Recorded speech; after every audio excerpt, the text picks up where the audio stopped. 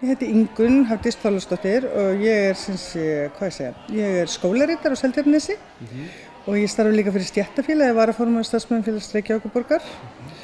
Og svo er ég messuþjónn í Hallgrímskirkju sem er alveg ótrúlega skemmtilegt. Búin að kynnast fullt af skemmtilegu fólki. Þetta var algjör tilviljun, ég sá þetta á netinu og hugsaði með mér, já, þetta væri nú eitthvað fyrir mig. Og ég fór og hitti framkvæmdastjórann hjá Hallgrímskirkju, hún boðaði mig í viðtal og spurði af hverju ég vildi koma og hvað ég held þetta væri. Ég vissi í raun ekki alveg út af hvað þetta gekk. Vissi ekki neitt. Hvað er messuþjónn? Heyrðu, við erum þannig að eins og í Hallgrímskirkju þá held ég þetta sé einir 8 hópar. Það bara blönduðu fólki, alls konar fólki og öllum aldri, sérstaklega þó kannski eldra fólki nú orðið. Þetta er svolítið hár meðalaldur, en það er verið að reyna að auglýsa á netinu og alltaf eftir hverja messu er alltaf talað um það að hvort að fólk hafa áhuga að koma og starfa fyrir kirkjuna. Og við erum sem sé bara að aðstoða, dreifa sálmabókum, taka á móti kirkjugestum, ýta kannski túristunum pínlítið frá, af því þessi kirkja er náttúrulega mikið sótt af túristum. Við fáum hlutverk, sumir eru aðstoða við altarisgöngu, við berum inn ljós, við berum inn krossinn, við stöndum upp og flytjum bænir, við lesum ritningu, bara það sem til fellur. Yfirleitt erum við svona 6 til 8 á hverjum sunnudegi að aðstoða.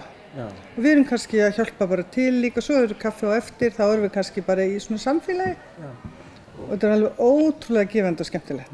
Og svo er ég búin að þetta er 3. skipti sem ég kemur svona messuþjónakvöld og það er bara gaman að sjá að það er fullt af öðru fólki að gera þetta líka. Mér finnst það æðislegt sko.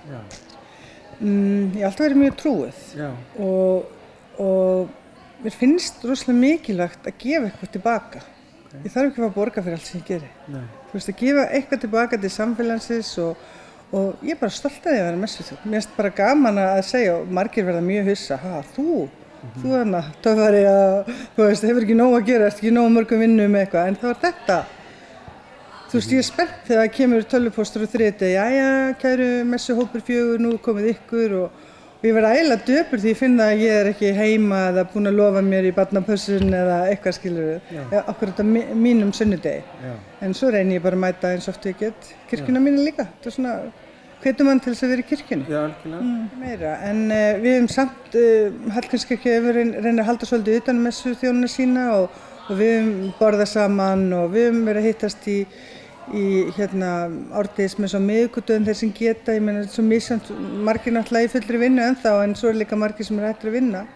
En þessi hópur er mjög blandaður og já, við reynum, við tölum saman þegar komið að okkur, þá berast póstar á milli og fólk er að láta vita hvað þið hugnist að gera eða má ég gera þetta eða svo svona einn aðili í hverjum hópi sem stjórnar í rauninni. Svona hefur svona yfirsýn og deilir út verkum og kallar hverjir geta verið með og þakkar okkur fyrir og það er svona svolítið einn svona mamman í hópnum. Já, þannig það er mjög gaman líka. Það er ekki? Já. Og svo bara lærist þetta, svo vex manni bara og finnst maður bara verða stærri og sterkar og þá er það bara gaman.